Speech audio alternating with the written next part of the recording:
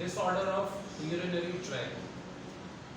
Homeostasis के chapter में जो हमने urinary system of man discuss किया, उसमें किडनी, उससे रिलेटेड ट्यूब और फिर उससे रिलेटेड जो डिसऑर्डर का टॉपिक है वो हम स्टार्ट कर रहे हैं, जिसमें बुक के मुताबिक 3 हमारे पास वो डिसऑर्डर हैं जो बैक्टीरिया से हुए हैं, और यूरिनरी ट्रैक्ट में इसकी वजह से जो इन्फेक्शन हो रहा है उसमें बॉडी पर जो सिम्टम अराइज होते हैं उसमें नोएजिया है, वोमिटिंग है, बैक पेन है, इरिटेशन है, पेन होता है यूरिन पास करते हुए, और ज़्यादातर केसेस में हमें ई कोली बैक्टीरिया मिला है। हम जानते हैं कि ई कोली बैक्टीरिया की एक टाइप है जो डिफरेंट एरियाज में जो लाइनिंग होती है, ट्यूब की, ट्रैक की लाइनिंग होती है, उसमें इन्फेक्शन कॉज करता है, इन्फ्लेमेशन आती है, समटाइम उसमें ब्लीडिंग भी हो रही होती है। तो इसके सिम्टम्स जब अराइज होंगे तो इसकी सिंपल ट्रीटमेंट ये है कि सफाई का प्रॉपर ख्याल रखा जाए और एंटीबायोटिक का कोर्स कंप्लीट किया जाए, जिससे ये बैक्टीरिया अदर एरियाज को डैमेज करने से बच जाए। सेकेंड डिसऑर्डर हमारे पास किडनी स्टोन का है, जिसे नेफ्रोलिथोसिस भी कहा जा सकता है और यूरोलिथियासिस भी कहा जाता है, और किडनी स्टोन को कैलकुली भी हम कहते हैं। किडनी स्टोन की अगर टाइप देखी जाए तो कैल्शियम ऑक्सिलेट से बनने वाले स्टोन की तादाद या क्वांटिटी के पॉइंट ऑफ व्यू से सबसे ज्यादा ये देखा गया है 80% तक लोगों में जो किडनी स्टोन बनता है उसके पीछे कैल्शियम ऑक्सिलेट है। टोरोलेट, ऑक्सिलेट सॉल्ट्स हम जानते हैं कि मौजूद होते हैं। जब कैल्शियम से बाइंड होते हैं तो ये छोटे छोटे क्रिस्टल एक जगह एक्युमुलेट होकर क्रिस्टल लेटिस की वजह से बड़ा साइज इंक्रीज करने पर यूरिन को ब्लॉक करते हैं, जिससे ये स्टोन आगे चलकर डिफरेंट प्रॉब्लम कॉज करता है। 10 to 20% कैल्शियम फॉस्फेट है, ये वजह बनता है, या uric acid. Uric acid body में हम जानते हैं कि न्यूक्लिक एसिड के ब्रेकडाउन होने पर बनता है, और ये जब एक्युमुलेट होता है तो फिर जाकर ये डिफरेंट स्टोन्स की फॉर्म में या फिर डिफरेंट एरियाज पे पेन भी कॉज कर रहा होता है। जबकि less than 1% amino acid cysteine की वजह से भी बनता है। ये छोटी एज में बच्चों में देखा गया है, कुछ एंजाइम के डिसऑर्डर्स में ये चीज़ हमें नजर आती है। तो ये तो हो गई टाइप्स ऑफ स्टोन, और स्टोन को रिमूव करने की जो टेक्निक है उसे हम ट्रीटमेंट के पॉइंट ऑफ व्यू से देखें तो ESWL, extra corporeal shock wave lithotripsy, simply इसे लिथोट्रिप्सी कहा जाता है। अल्ट्रासोनिक वेव्स होती हैं जो पर्टिकुलर उस एरिया पर हिट की जाती हैं जहां पर किडनी में ये स्टोन मौजूद होता है। इसके मल्टीपल वे में डॉक्टर कॉल करता है। अगर स्टोन बड़ा है तो ज़्यादा दफ़ा कॉल किया जाएगा, वीकली होगा, 10 डेज के बाद हो सकता है, 15 डेज के बाद हो सकता है, depending upon the age of a patient and stone के साइज पर भी डिपेंड करता है कि कितनी शॉक वेव्स देनी है और कितने उसके जो है वो पीरियड्स होंगे, बार बार उसमें कॉल किया जाएगा। सेकंड में ये होता है कि अगर वो लिथोट्रिप्सी से वेव से ब्रेक ना हो रहा हो तो फिर ऑपरेशन की तरफ जाया जाता है।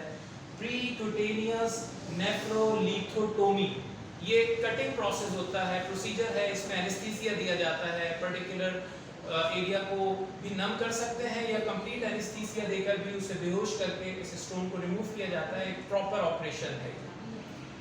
ये नॉर्मल तरीके से अगर रिमूव हो जाता है तो वेल एंड गुड, और अगर नहीं होता तो फिर ये किडनी के फेलियर की तरफ ले जाता है। किडनी फेल हो गई यानी डेड हो गई, लेकिन इसकी भी 2 कंडीशंस हैं कि ये एक्यूट है या कॉरोनिक है। एक्यूट का मतलब कि वक्ती तौर पर किडनी ने काम छोड़ा है किसी डिसऑर्डर की वजह से, ब्लॉकेज की वजह से, अदर डेफिशिएंसी ऑफ इलेक्ट्रोलाइट की वजह से, लेकिन ये वापस वर्किंग में आ जाएगी आफ्टर ट्रीटमेंट।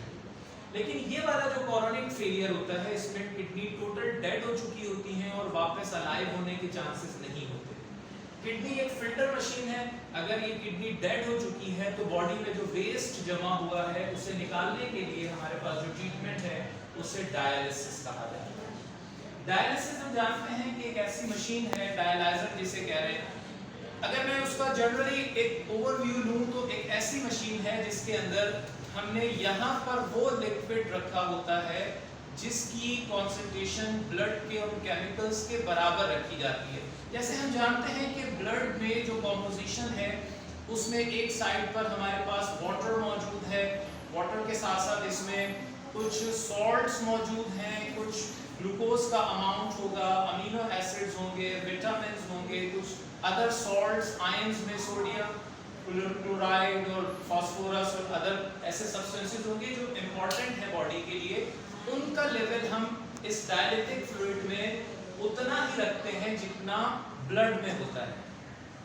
दोबारा क्लियर कर लें कि जब यहाँ से ब्लड को सेंड किया जाएगा, किडनी काम नहीं कर रही, अब हमने यहाँ से ब्लड को सेंड किया इस मशीन में, इस ट्यूब में ब्लड होता है और ब्लड की जो कॉम्पोजिशन उन सब्सटेंसेस के हवाले से, जैसे सपोज यहाँ से ब्लड ट्रैवल करेगा इस डायरेक्शन में और ब्लड के अंदर जो कैल्शियम, सोडियम, वाटर और ये वाले सब्सटेंसेस हैं, ये हमने उतने ही इस फ्लूइड में भी रखे हैं। तो ना तो ये ब्लड से निकलकर बाहर जाएंगे ना बाहर से अंदर आएंगे ये वाले सब्सटेंसेस। लेकिन हमें निकालना क्या था ब्लड में से? यूरिया, यूरिक एसिड, क्रिएटिनिन, ये वेस्ट सब्सटेंसेस, उनका अमाउंट हम यहाँ पर 0 रखेंगे। यूरिया, यूरिक एसिड, क्रिएटिनिन, जब हम इसका अमाउंट 0 रखेंगे तो फिर higher concentration to lower concentration blood से ये केमिकल्स यहाँ निकलना शुरू हो जाएंगे और यही हमें ब्लड से निकालने थे। और वापस ब्लड बॉडी को भेजने के लिए अब यहाँ से एक पंपिंग मशीन में जितना हार्ट का प्रेशर है, ये हार्ट के प्रेशर पर ही आया है, यहाँ पर तो प्रेशर लो हो गया, वापस भेजने के लिए ये पंप हमने लिया है, इसमें ये पंप उसी प्रेशर के साथ बॉडी में भेजेगा जो एक रिक्वायर्ड होता है प्रेशर। तो यहाँ से ये ब्लड साफ होने के बाद बॉडी को वापस हो जाएगा और ये 3, साढ़े 3, 4 घंटे का डायलिसिस प्रोसेस होता है। उसके बाद फिर जब ये हो जाता है तो फिर डायलिटिक फ्लूइड के अंदर ये वेस्ट आ चुका होता है, तो फिर यहाँ टैप को ओपन करके डायलिटिक फ्लूइड को निकाल दिया जाता है। और यहाँ पर 2 पंचर नजर आ रहे हैं, एक तरफ से ब्लड जाएगा और एक तरफ से ब्लड आएगा और ये प्रोसेस क्योंकि हफ्ते में 2 या 3 दफा होना होता है तो फिर ये मुश्किल प्रोसेस होने की वजह से कुछ लोग बार-बार पंचर करवाने पर डैमेज हो जाता है, फिर दूसरे हाथ पर, फिर थाइस पर, लेफ्ट और राइट, नेक पर।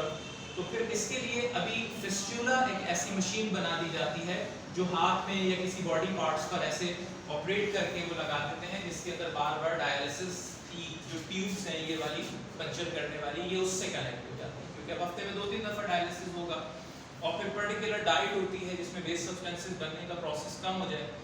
दूसरा तरीका ये होता है कि एब्डोमेन के अंदर एक ट्यूब इंसर्ट की जाती है जिसे डायलिटिक ट्यूब भी कह सकते हैं या अगर उसे देखें तो ये पेरिटोनियल डायलिसिस कहलाता है।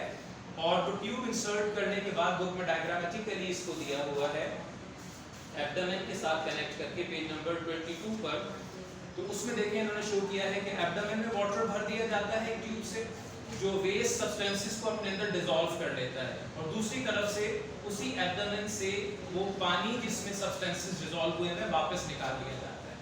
तो ये कहलाता है पेरिटोनियल डायलिसिस, जिसमें पेरिटोनियम की लेयर को डैमेज करके एब्डोमेन में कैथेटर अप्लाई किया जाता है, वाटर फिल करके उसे निकाला जाता है ताकि वेस्ट सब्सटेंसेस उसमें से निकल आए।